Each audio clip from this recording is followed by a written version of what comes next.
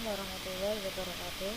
Pada pertemuan kali ini kita akan membahas tentang penelitian kuantitatif atau quantitative research.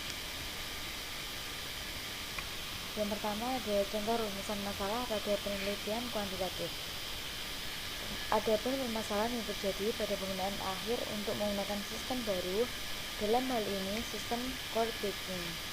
Tampaknya penggunaan akhir tidak begitu tertarik, namun menggunakan sistem baru yang menggantikan sistem legasi.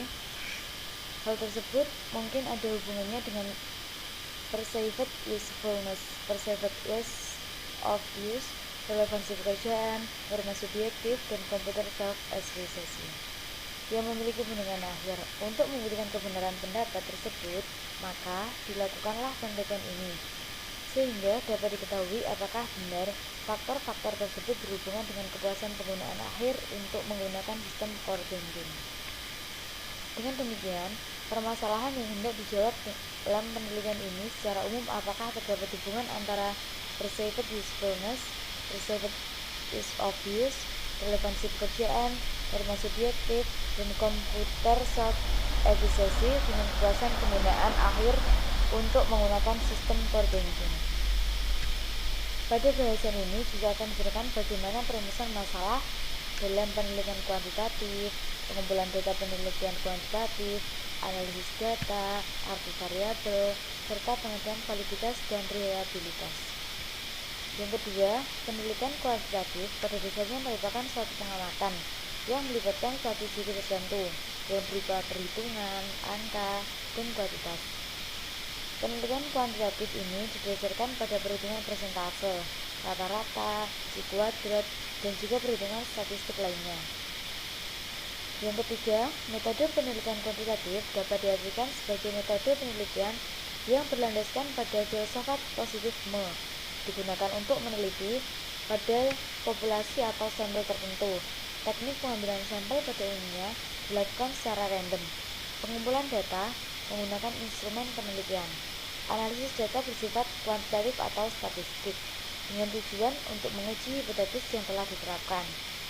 Yang keempat, dalam melakukan penelitian kuantitatif, kita seringkali mengalami kesulitan tentang metode statistika yang mana akan digunakan.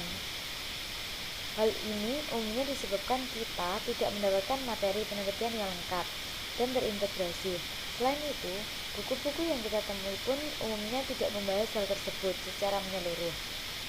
Analisa statistik digunakan untuk membantu bahwa subjek dari penelitian adalah penggunaan akhir sistem dan penelitian yang dilakukan pada tahap implementasi sistem saja.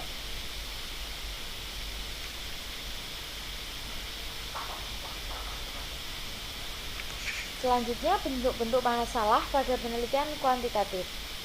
Yang pertama ada menurut Sugiono, bentuk masalah dikelompokkan menjadi 3, yaitu rumusan masalah deskriptif atau suatu rumusan masalah yang berkenaan dengan pertanyaan terhadap keberadaan variabel mandiri, baik hanya pada satu variabel atau lebih. Contohnya, seberapa besar tingkat efisiensi yang dihasilkan dari pemanfaat teknologi informasi di Big Data. Yang kedua, bagaimana mengkualifikasi nilai manfaat dari aplikasi penunjang utama proses bisnis yang bersifat tangible atau intangible. Contoh yang ketiga yaitu bagaimana mengkualifikasi biaya pengembangan dari beberapa alternatif skema sistem mendukung sebagai bagian dari perencanaan PJT. Dan yang terakhir, seberapa besar peningkatan optimalisasi pemanfaat aplikasi CRM Indosat pasca pembentukan proses bisnis tersebut. Yang kedua yaitu rumusan masalah komparatif. Adalah rumusan masalah penelitian yang membandingkan keberadaan satu variabel atau lebih pada 2 atau lebih sampel yang berbeda atau pada waktu yang berbeda. Contohnya, apakah penggunaan sistem kompeten atau merasa cemas dalam melakukan interaksi dengan komputer? Masalah yang ketiga yaitu rumusan masalah asosiatif. Merupakan rumusan masalah penelitian yang bersifat menanyakan hubungan antara 2 variabel atau lebih. Terdapat 3 hubungan yaitu hubungan simetris, hubungan kausal, dan hubungan interaktif atau timbal balik. Contoh dari rumusan masalah asosiatif. Apakah keharusan menggunakan sistem mengarah pada ketidakpuasan? Yang selanjutnya ada variabel. Identifikasi variabel. Variabel merupakan salah satu tahapan yang penting karena dengan mengenal variabel yang sedang diteliti, seorang peneliti akan memahami hubungan dan makna variabel-variabel yang sedang ditelitinya. Memanipulasi variabel juga perlu dilakukan untuk memberikan suatu perlakuan pada variabel bebas dengan tujuan peneliti dapat melihat efek bagi variabel terkait atau variabel yang dipengaruhinya. Melakukan kontrol terhadap variabel tertentu dalam penelitian juga disebut perhatian, agar variabel tersebut tidak mengganggu hubungan antar variabel bebas dan variabel terikat.